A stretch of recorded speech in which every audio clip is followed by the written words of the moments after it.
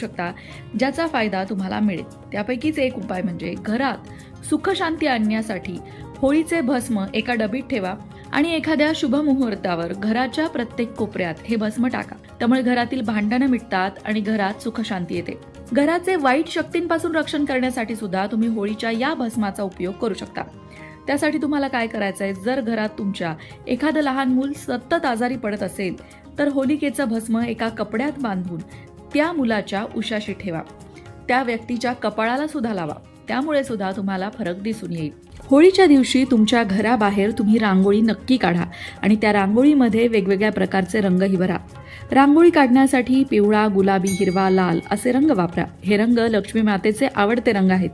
त्या रंगांकडे आणि तुमच्या भक्तिभावाकडे आकर्षित होऊन लक्ष्मी मातेची कृपा तुमच्यावर निश्चितच होईल आणि तुमचं संपूर्ण कुटुंब आनंदात राहील. घरातला वास्तुदोष दूर करायचा असेल, घरातली सकारात्मक ऊर्जा वाढवायची असेल तर होळीच्या दिवशी तुम्हाला काय करायचंय, घरात किंवा घराबाहेर हिरवीगार झाडं किंवा रोपं लावायचे. त्यामुळे घरातील वास्तुदोषही दूर होतो. तसंच घरातील सदस्यांमध्ये वाद होत असतील तर तेही दूर होतात. आणखीन एक उपाय जो तुम्ही करू शकता, तुमच्या वैवाहिक जीवनात जर अडचणी असतील तर होळीच्या दिवशी घरात राधाकृष्णाची प्रतिमा किंवा मूर्ती स्थापित करा. ही प्रतिमा बेडरूममध्ये लावा. पती पत्नीमधील संबंध सुधारतील. त्याचबरोबर पती पत्नीमध्ये प्रेम सुद्धा वाढेल. होळीच्या दिवशी गणेशाची पूजाही केली जाते. पौर्णिमेच्या निमित्ताने तुम्ही शिरा, पुरणपोळी किंवा कोणताही गोड पदार्थ करणार असाल तर गणपती बाप्पाला सुद्धा त्याचा नैवेद्य नक्की दाखवा, जेणेकरून गणपती बाप्पाची कृपा सुद्धा तुमच्यावर कायम राहील. होळीच्या दिवशी करायचा आणखीन एक उपाय म्हणजे घर किंवा ऑफिसमध्ये उगवत्या सूर्याचं चित्र लावायचं. या छायाचित्राचा सकारात्मक परिणाम होऊन नोकरी व्यवसायात बढती मिळते. होळीच्या दिवशी होलिका दहन होत असतं आणि त्यात एक नारळ नक्की अर्पण करा. त्यामुळे तुमचं दुःख, दैन्य सगळं नष्ट होऊन जाईल आणि उत्सवाचे रंग तुमच्याही आयुष्यात भरतील.